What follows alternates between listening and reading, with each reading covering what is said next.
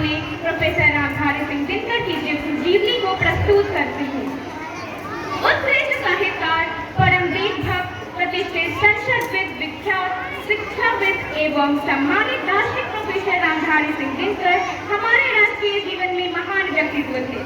वे प्रगतिवादी एवं मानवतावादी कवि थे तथा स्वतंत्रतापूर्ण उन्होंने अपनी प्रेरणादायी कविताओं से राष्ट्रभाव की भावना जागृत की। रामधारी सिंह दिनकर का जन्म 23 सितंबर 1908 को बिहार के मुंगेर जिले के सिमरिया गांव में हुआ था। मुकामा घाट के एक स्थानीय विद्यालय में आरंभिक शिक्षा ग्रहण करने के पश्चात उन्होंने पटना विश्वविद्यालय से स्नातक की परीक्षा उत्तीर्ण की। विद्यार्थी जीवन में इतिहास, राजनीति एवं दर्शन शास्त्र दिनकर जी के पसंदीदा विषय थे।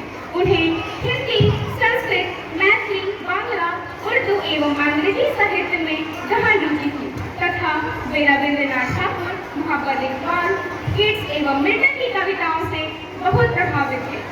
दिनकर ने स्वतंत्रता संग्राम के दौरान प्रारंभ में क्रांतिकारी आंदोलन का समर्थन किया था, परंतु बाद में वे सच्चे गांधीवादी बन गए क्योंकि उनके राजनीतिक विचार महात्मा गांधी से अत्यधिक प्रभावित थे।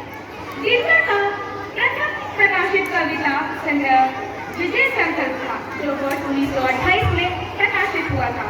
द्वितीय विश्व युद्ध के पश्चात उन्होंने स्वयं का प्रकाशन उदयांचल प्रारंभ किया तथा कुरुक्षेत्र, सांकेली एवं धूप छाव नामक कृतियां प्रकाशित की। उनकी कुछ प्रमुख कविताएं हैं प्राणभंग, रेणुका, ओंकार, रसवंती, वंदगीत, कौशलराम की प्रतीक्षा एवं हारे को हरिनाम, मिट्टी की ओर, अर्धनारीश्वर, उजली आंख, काव्य की भूमिका एवं साहित्यमुखी उनकी प्रसिद्ध गद्य रचनाएं हैं। देश के राष्ट्रवादी वातावरण ने दिनकर को अत्यधिक प्रभावित किया तथा उनकी रचनाएं देशभक्ति की भावना से ओतप्रोत थी। उनकी कविताएं पूर्ण दार्शन के बारे में अधीन थी और प्रेरणादायक भी थी। उन्होंने कविताओं के माध्यम से ये प्राप्त करने का प्रयास किया जो स्वतंत्रता सेनानी स्वतंत्रता संग्राम में भाग लेकर पाना चाहते थे। उनकी नीरस कविताओं ने देश में राष्ट्रीय भावना को जगाने में अपनी एक बड़ी भूमिका निभाई। देशभक्ति पर उनकी कविताओं ने युवकों को विशेष रूप से प्रभावित किया तथा वे अत्यधिक लोकप्रिय थी। दिनकर की प्रतिष्ठा केवल उनकी देशभक्ति की भावना पर आधारित नहीं है, विवेकशीलता के प्रतिरूप दिनकर जी हिंदी कविता में प्रगतिशील रुझान के प्रतीक थे। इसी समय देश की कला एवं साहित्य पर मार्क्सवाद का प्रभाव भी पड़ रहा था। सामाजिक असंतुलन तथा भूमिहीनों के ऊपर रईस जमींदारों के जो प्रभुत्व ने उनके कार्य को अत्यधिक प्रभावित किया। दिनकर जो कि महान संबंधों तथा आध्यात्मिक कवि थे, उन्होंने अपनी दार्शनिक कविता के माध्यम से जनता की पीड़ा की ओर अपने ध्यान आकर्षित किए। दिनकर ने सांस्कृतिक, सामाजिक तथा राष्ट्रीय रूप से महत्वपूर्ण विभिन्न विषयों पर लिखकर हिंदी साहित्य को अत्यधिक समृद्ध किया। वह आसान रास्तों तथा सरल जीवन में विश्वास नहीं रखते थे तथा उन्होंने अपने पाठकों को चुनौतियों का सामना करने के लिए प्रेरित किया तथा उन्हें अपनी चेतना का विकास कर साहस एवं इस दृढ़ निश्चय के साथ आगे बढ़ने को प्रेरित किया कि बुराई एवं अत्याचार पर अच्छाई की जीत होगी। उनकी कविताओं तथा लेखों ने पाठकों को गंभीर रूप से विचार करने और अब सभी मानसिक बाधाओं को तोड़ने के लिए प्रेरित किया। वह इस बात को दृढ़ता से मानते थे कि जो आग एवं दर्द से गुजरे हैं वही जीवन के अच्छे क्षणों का वास्तव आनंद उठा सकते हैं।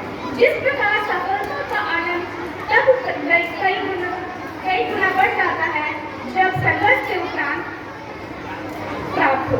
उनके सांस्कृतिक, सामाजिक एवं शैक्षणिक संस्थाओं के सदस्य रहते हुए प्रोफेसर दिनकर ने हिंदी भाषा के क्षेत्र में महत्वपूर्ण योगदान दिया।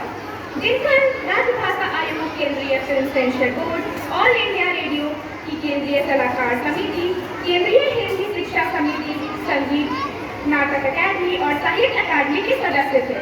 वर्ष 1970 में उन्हें भारत सरकार की हिंदी सलाहकार में नियुक्त किया गया।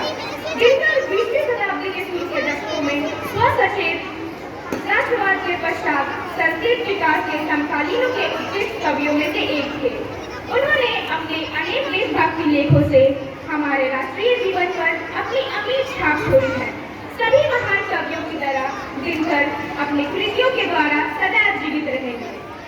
अभी मैं आप सभी के सामने रश्मि करने वाली है। वो पंक्तियां हैं, सच है विपत्ति जब आती है, कायर पूरी बहलाती है, सूरमा नहीं विचलित होते, क्षण नहीं धीरज खोते, बिन्नों को गले लगाते हैं, कांटों में राह बनाते हैं, मुख से न कभी उठ कहते हैं, संकट का चरण न कहते हैं, जो आप पड़ता सब सहते हैं, उद्योग निरंतर रहते हैं, सूलों का मोल नसाने को बढ़पुर विपत्ति को छाने को। इस सभी शब्दों के साथ मैं अपनी वाणी को विराम देती हूँ। धन्यवाद। और